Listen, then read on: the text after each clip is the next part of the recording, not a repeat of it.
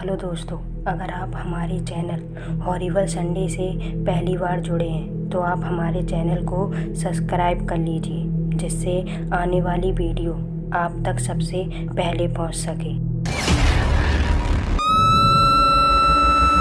रोजाना शोर मचने वाले पुलिस स्टेशन में आज शांति का माहौल था। इसका कारण थी नई इंस्पेक्टर राधिका चतुर्वेदी। सब अपने काम में बिजी थे।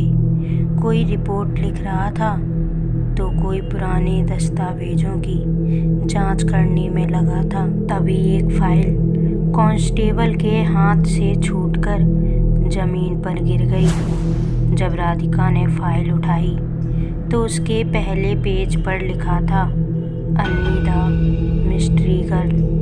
राधिका बड़े गौर से फाइल को पढ़ रही थी। इसी बीच एक कांस्टेबल ने कहा, मैडम, ये फाइल 1 साल पुरानी है। किसी अन्नी नाम की लड़की के गुम होने की FIR लिखी गई थी। आपसे पहले जो इंस्पेक्टर थे उन्होंने इस केस को सुलझाने की बहुत कोशिश की, लेकिन कुछ भी हासिल नहीं हुआ। राधिका ने फाइल पढ़ते हुए कहा, तब नहीं हुआ तो क्या हुआ, अब होगा। कुछ तो है जो ईश्वर ने ये केस मुझे सौंपा। उस फाइल पर जिस जगह का पता लिखा था, राधिका दूसरे दिन उसी पते पर अपने एक कांस्टेबल के साथ पहुंच जाती है। घर का दरवाज़ा पहले से खुला हुआ था। राधिका जैसे ही घर के अंदर गई तो सामने सोफे पर बैठे बुजुर्ग राधिका को देखकर खड़े हो गए। जब उन्होंने राधिका से घर आने का कारण पूछा तो राधिका ने कहा, हम आपकी बेटी अन्नी के बारे में जानने आए हैं। आखिर क्या हुआ था उसके साथ। उस बूढ़े व्यक्ति के आंखों में आंसू आ गए और वो एकदम उदास मन से बोला, इकलौती बेटी थी मेरी। जब अन्नी 4 साल की थी तो उसके सर से उसकी माँ का साया उठ गया। मैंने उसे पाल पोस कर बड़ा किया, लेकिन मुझे नहीं पता था कि वो मेरा साथ इतनी जल्दी छोड़ देगी। दरअसल वो डॉक्टर बनना चाहती थी, इसलिए मैंने उसका एडमिशन शहर के मशहूर मेडिकल कॉलेज में करवा दिया। वो मेरी ज़िंदगी की सबसे बड़ी गलती थी। 1 महीने बाद पता चला कि अन्नी अपने हॉस्टल से गायब हो गई है। मैंने उसे बहुत ढूंढा, पुलिस स्टेशन में रिपोर्ट भी दर्ज कराई, लेकिन अन्नी का कुछ पता नहीं चला। और वो बूढ़ा व्यक्ति हिचकियाँ भर भर के रोने लगा। ये देखकर राधिका और पास खड़े कांस्टेबल की भी आंखें भर आईं। राधिका ने कहा, आप चिंता मत करिए, हम आपकी बेटी को ढूंढ निकालेंगे। इतना कहकर राधिका उस कॉलेज से जुड़े कुछ कागजों को लेकर वापस आ गई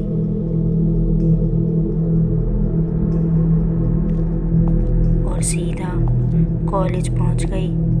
वहां उसकी मुलाकात कॉलेज की प्रिंसिपल मिसेस रमा देवी से हुई। जब राधिका ने उनसे अन्नी के बारे में पूछा तो उन्होंने साफ मना कर दिया। आप किस अन्नी की बात कर रही हैं? यहाँ कोई अन्नी नाम की लड़की थी ही नहीं। इसके बाद राधिका ने उनसे कुछ नहीं कहा और वापस आ गई।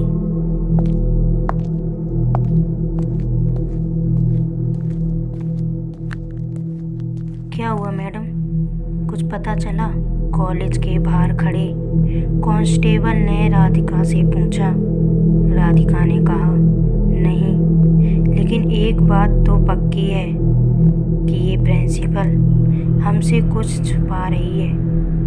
उसका कहना है कि अन्नी नाम की कोई लड़की इस कॉलेज में थी ही नहीं, और अन्नी के पिता ने हमें जो सर्टिफिकेट दिए हैं वो इसी कॉलेज के हैं। इसका मतलब इस कॉलेज में कुछ तो गड़बड़ है। दूसरे दिन राधिका स्टूडेंट बनकर उस कॉलेज में जाकर जैसे तैसे एडमिशन करवा लेती है। वार्डन ने राधिका को उसके कमरे तक पहुंचाया और वहां से वापस चली गई। आधी रात बीत गई थी, लेकिन राधिका अभी भी अपने कमरे में अन्नी के बारे में सोच रही थी। तभी अचानक किसी ने कमरे का दरवाजा खटखटाया। राधिका ने टाइम देखा तो रात के 1 बज रहे थे। इतनी रात को कौन है? ये कहते हुए राधिका ने दरवाजा खोला तो सामने कोई नहीं था। राधिका ने बाहर निकलकर कॉरिडोर में देखा तो वहाँ भी कोई नहीं था। राधिका हैरान थी कि कोई इतनी जल्दी कैसे जा सकता है।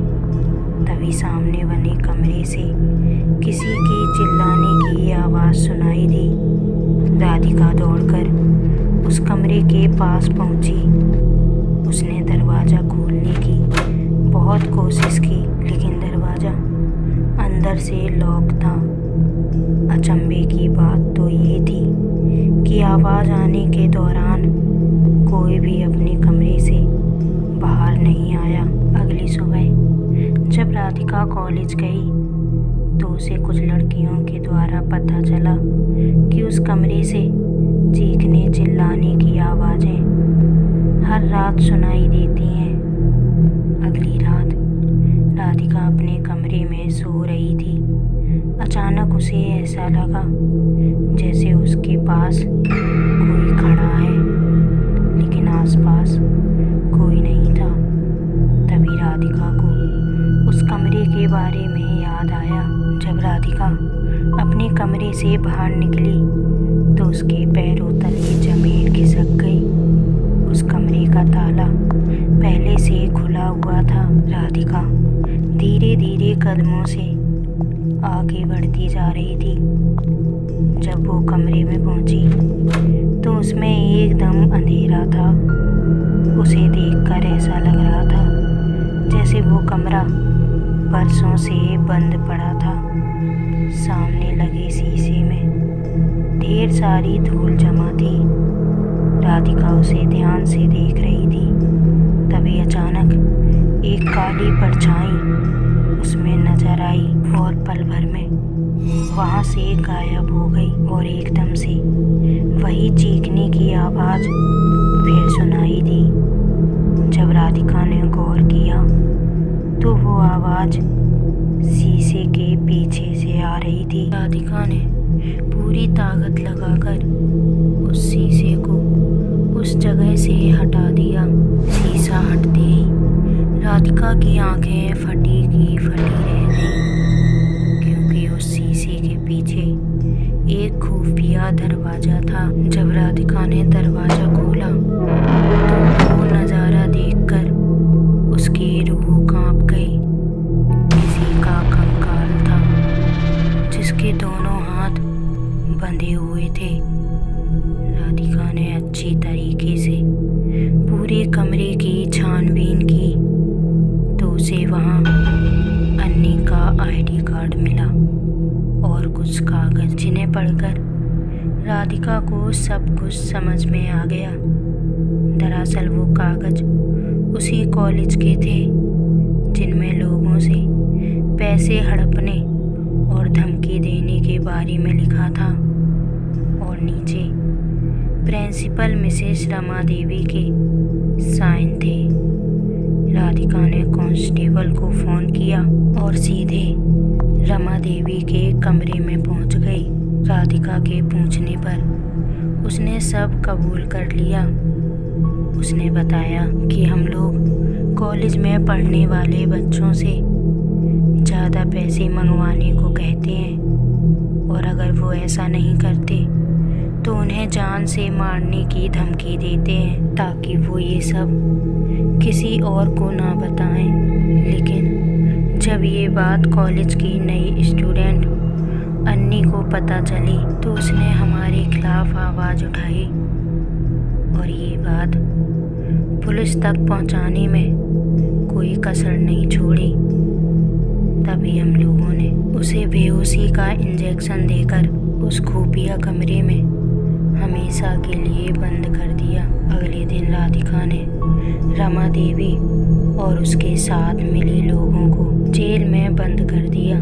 थोड़ी देर बाद एक कांस्टेबल दौड़ता हुआ आया। मैडम मैडम जल्दी चलिए, वो रमा देवी, क्या हुआ रमा देवी को?